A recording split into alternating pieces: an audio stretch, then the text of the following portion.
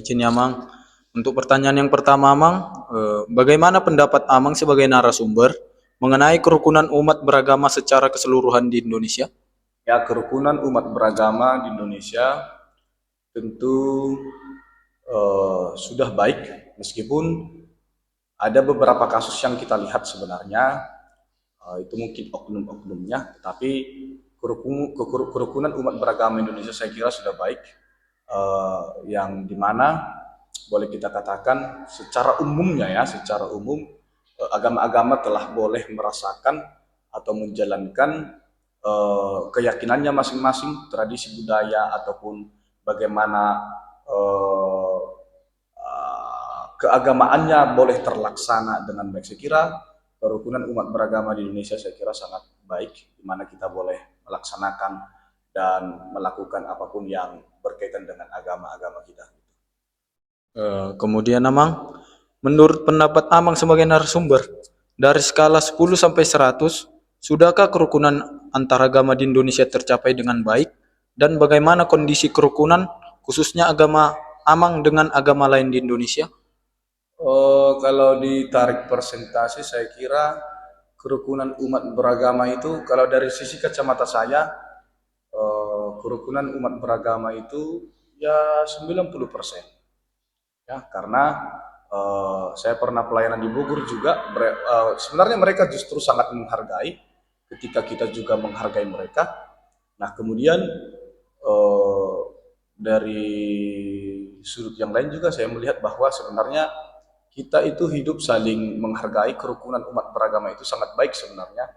Hanya saja kadang-kadang ada oknum-oknum yang mungkin dipengaruhi oleh hal-hal doktrin-doktrin yang lain, sehingga terjadi hal-hal yang mungkin sensitivitasnya menjadi berdampak kurang baik sehingga sampai ke media sosial. Jadi dari sudut agama Kristen sendiri, sejauh sepengamatan saya, secara pribadi bukan di luar daripada saya merasakan bahwa kerukunan umat beragama itu dapat saya rasakan, meskipun kadang ada memang umat Kristen yang mengalami hal-hal yang tidak tidak sepantasnya lah sebagai warga negara Indonesia yang saling menghargai, yang hidup toleran, itu sebenarnya tidak pantas. Tapi kita boleh lihat itu terjadi, mungkin ada hal-hal yang sebenarnya kita tidak boleh langsung pandang. Ada hal-hal mungkin yang perlu untuk lebih dijelaskan lagi begitu kira-kira. Tentu ada alasannya itu semua. Tapi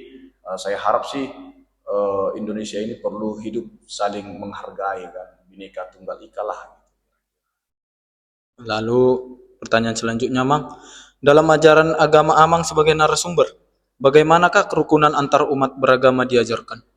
Sebagai umat Kristen, kita memahami bahwa Allah adalah pemilik dan pencipta segala alam dan isinya, termasuk makhluk hidup. Maka oleh karena itu, sebagai orang Kristen kita diajak untuk mengasihi sesama manusia. Semua manusia kita kasihi. Bukan karena dia Kristen maka kita kasihi dia. Bukan. Tetapi semua orang yang adalah makhluk hidup, maka kita harus hidup untuk memanusiakan manusia, hidup untuk menjadi makhluk yang hidup, yang berguna untuk orang lain tanpa memandang siapapun dia. Karena Tuhan tidak pernah memandang siapapun untuk ia kasihi, tapi tetap percaya bahwa Kristuslah sebagai jalan, kebenaran, dan kehidupan. Tetapi untuk memandang dari sudut kacamata kerukunan umat beragama, kita harus memang membagikan cinta kasih Tuhan kepada sama manusia begitu. Buat pertanyaan pertama itu Pak, bagaimana pendapat Bapak mengenai kerukunan umat beragama secara keseluruhan di Indonesia Pak?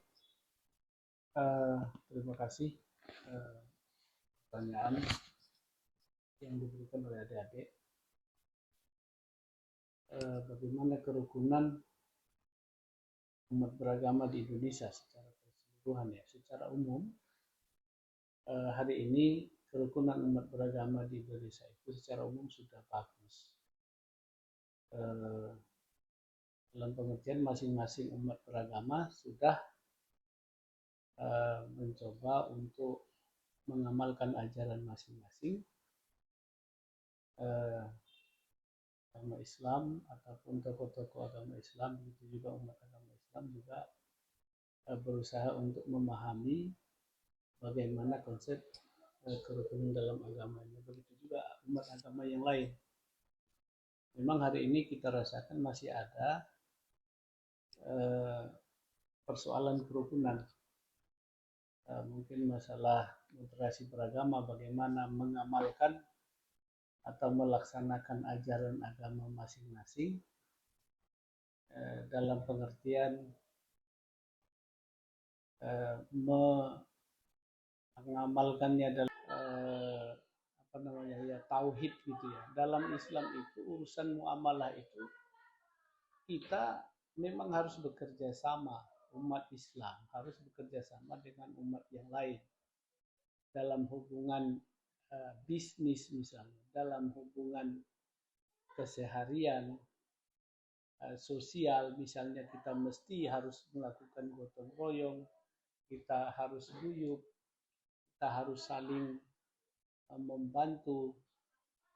Jadi artinya tanpa memandang agama, karena ini persoalan kemanusiaan, kita harus bekerja sama, tidak boleh tidak. Tetapi dalam hal urusan peribadahan, ini kan menyangkut urusan masing-masing agama. Tidak boleh kita, misalnya hari ini kita ajak umat Islam mengajak umat yang lain, misalnya hari Jumat kita rame-rame pergi sholat Jumat, tidak boleh.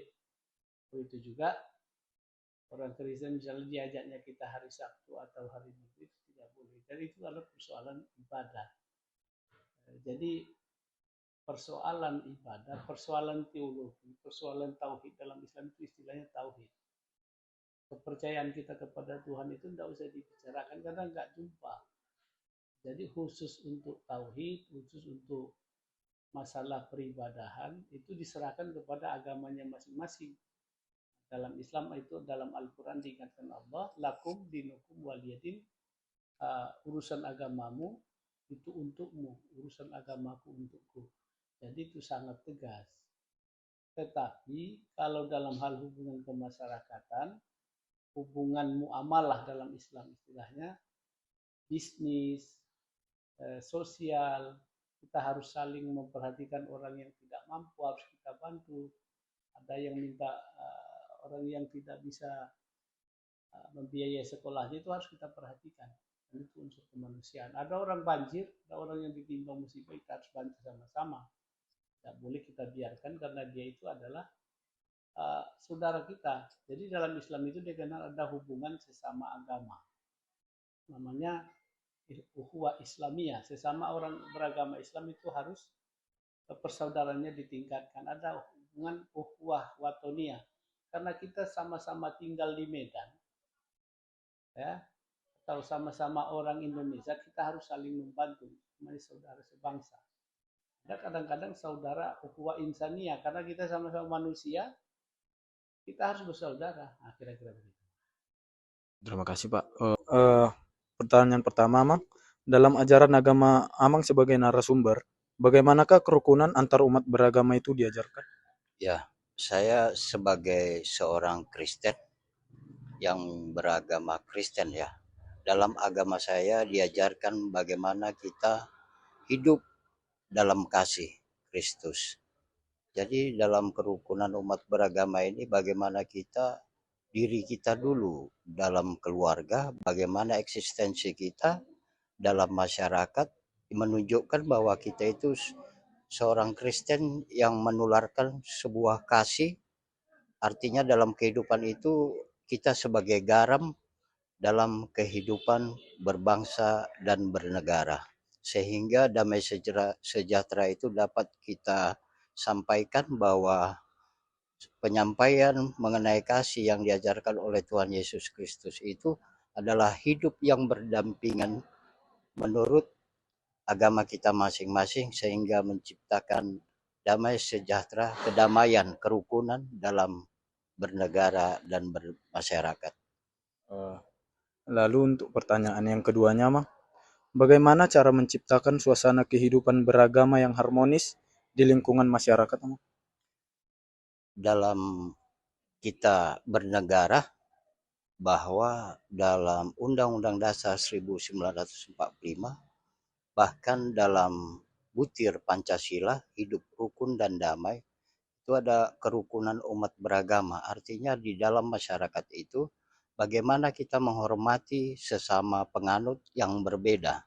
Tetapi sebagai orang Kristen kita harus menempatkan bagaimana kasih itu untuk dialami oleh masyarakat, khususnya tetangga, dalam sekolah, dan itu harus kita ajarkan kepada anak-anak supaya hidup bernegara itu kita meraih suatu damai sejahtera, dan damai sejahtera itu menunjukkan kemerdekaan bagi setiap bangsa Indonesia, khususnya warga negara Indonesia.